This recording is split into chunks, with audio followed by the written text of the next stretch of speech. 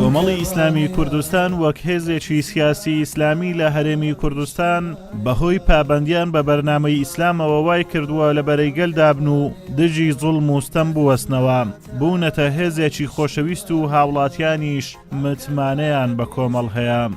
تەواوی خەڵکەکە پشگیری خۆیان دووپات کردوتەوە دووبارە بۆ سەرخستنی کاندیدانی کۆمەڵی ئیسلامی بۆ سەرخستنیان لە بۆ ئەنجومەنی نوێنانی عێراق و ئێمە لێرە زۆر پاڵپشتیان دەکەین و هەموو خەڵک تەواوی بە گۆش و خڕۆشەوە هەوڵ ئەدەن بۆ ئیشکردن بۆ ئەم کاندیدانە. بەڕاستی لە ڕابردوو ئەمە دیارە جێ هەموو سەرنج هەموو هاوڵاتیان دیارە کەوا ئەمە زۆرە پیاوێکن ئیش دەکەن بۆ خەڵک و لەناو خەڵکن.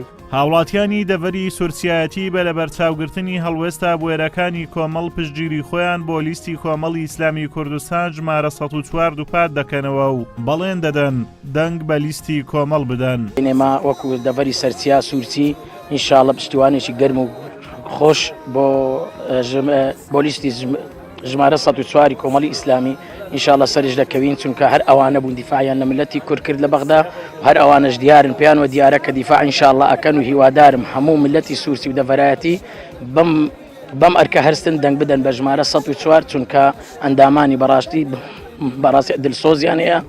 ئێمە بۆیە دەنگدەن بە لیستی 104 کۆمەڵی ئیسلامی لەبەرەوەی لە ڕابردوودا هەڵوێستی پەرلەمانتارەکانی کۆمەڵی ئیسلامیمان دیتووە لە بەغدا کە دوو ئەوەندەی کاری پەرلەمانتاریان ئیشیان کردووە، بەڕاستی دیفاعێکی سەرسەختیان کردووە لە بەرژەوەندیە ڕەواکانی هەرێمی کوردستان. خەڵکی سورسیایەتی کاندیدەکانی لیستی کۆمەڵ بە شایستەی ئەوە دەزانن کەوا دەنجیان پێ بدرێت و سەر بخرێن، چونکە ئەوان پەروەردەی ئیسلامن و بیرلەوە ناکەنەوە خیانەت لە گەلەکەیان بکەن.